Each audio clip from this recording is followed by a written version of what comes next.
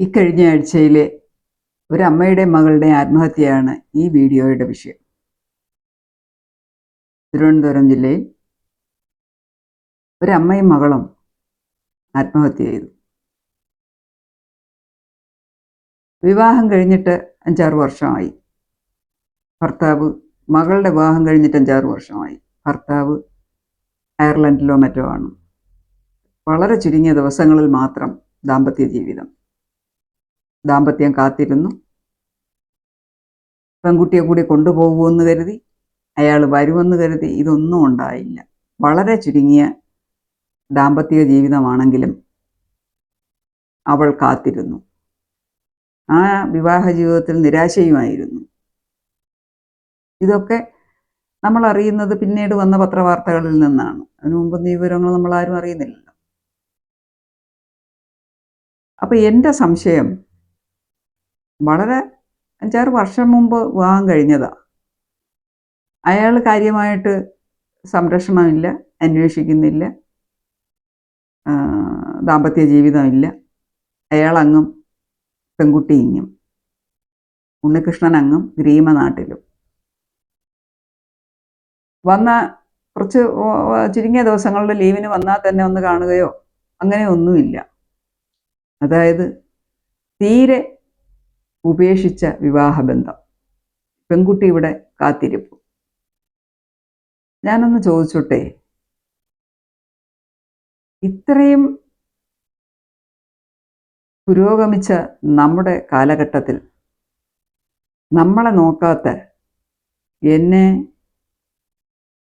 വിവാഹം കഴിച്ചിട്ട് സംരക്ഷിക്കാത്ത പുരുഷനു വേണ്ടി കാത്തിരിക്കുകയും അത് ക്രമത്തിലധികം നാളുകൾ, വർഷങ്ങൾ കാത്തിരിക്കുകയും അവസാനം നിരാശയില്ലാണ്ട് ആത്മഹത്യയും ചെയ്യേണ്ട കാര്യം നമുക്കുണ്ട്. അതിനൊരു പരിധിയില്ലേ? ഒരു പ്രതീക്ഷയ്ക്കൊരു പരിധിയില്ലേ? അവിടെ നമുക്കൊരു വൈകാരികമായ ഉണർവ് വരണ്ടേ? എന്നെ നോക്കുന്നില്ല, സംരക്ഷിക്കുന്നില്ല, വേണ്ട വിധം റെസ്പോൺസ് ചെയ്യുന്നില്ല, നമ്മൾ പ്രതീക്ഷിക്കുന്ന രീതിയിലുള്ളൊരു ജീവിതമല്ല എങ്കിൽ അത് അവിടെ തന്നെ നോ പറഞ്ഞ് ഫ്രീ ആയി ഡൈവോഴ്സ് ചെയ്ത് കുറച്ച് നാളൊന്ന് സ്വതന്ത്രമായിട്ട് നിന്നതിന് ശേഷം മറ്റൊരു വിവാഹം നോക്കിക്കൂടായിരുന്നു? എന്തിനാ നമ്മളെ പ്രതിഫലം തരാതെ ആ ദൈവത്തെ നമ്മൾ പൂജിക്കേണ്ട കാര്യമുണ്ടോ? പ്രസാദിക്കാത്ത ദൈവത്തെ പൂജിക്കേണ്ട കാര്യമുണ്ടോ? എൻ്റെ സംശയമാണ്.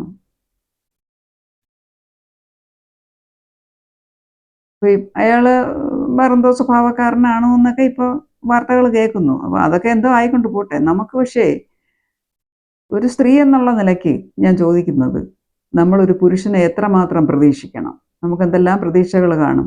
അതിൽ 100-ൽ 1% പോലും പ്രതീക്ഷയില്ലെങ്കിൽ, സക്സസ് അല്ലെങ്കിൽ, ഉണർന്ന് പ്രവർത്തിക്കുന്നില്ലെങ്കിൽ പിന്നെ അയാളെ കാത്തിരിക്കേണ്ട കാര്യമുണ്ടോ? അതും ഇത്രയും വലിയ ഒരു സ്വയം ഹോമിക്കൽ ആത്മഹത്യ, അത് അമ്മയും മകളും കൂടി ഒരുമിച്ച്. അപ്പോൾ അമ്മയ്ക്കും അച്ഛനും ഒരു മകളേ ഉള്ളൂ എന്ന് ഞാൻ മനസ്സിലാക്കുന്നു. ഒരു പെൺകുട്ടി, ഇഷ്ടം പോലെ സ്വത്തും മുതലും, 200 പവനിട്ട് കല്യാണം കഴിച്ച ആ വധു നിൽക്കുന്ന ഫോട്ടോയാണ് മാധ്യമങ്ങളിലൊക്കെ കാണുന്നത്.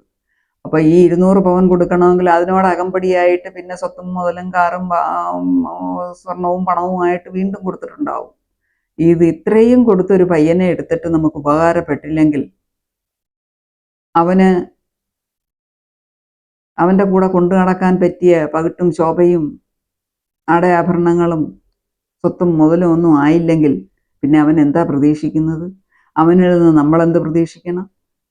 അപ്പോഴേ പോടാന്ന് പറഞ്ഞ് അടിച്ചു കളഞ്ഞിട്ട് അവനവൻ്റെ കാര്യങ്ങൾ നോക്കാതെ പെൺകുട്ടികൾ ഇങ്ങനെയും നമ്മളങ്ങ് ചിറകൊടിഞ്ഞവരാകാൻ പാടുണ്ടോ? അപ്പോൾ പാടില്ല.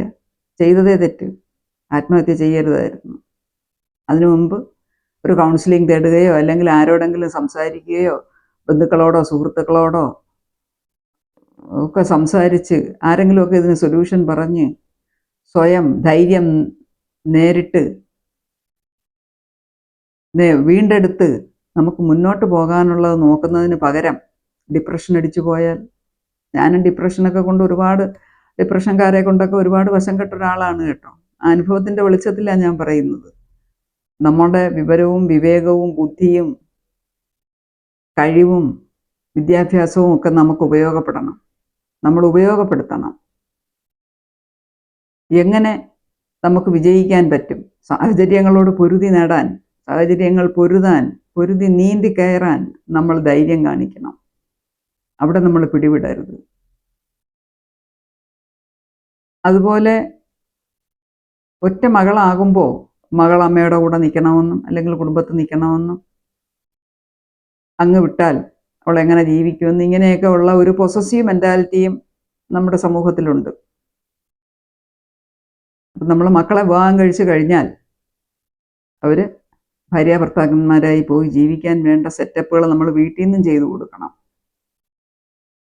അപ്പോൾ അവൻ അയർലൻഡിലാണ്, ഒക്കെ ഒന്നിൽ കൂടെ കൊണ്ടുപോവുക, അല്ലെങ്കിൽ 6 മാസം കൂടുമ്പോൾ നാട്ടിൽ വന്ന്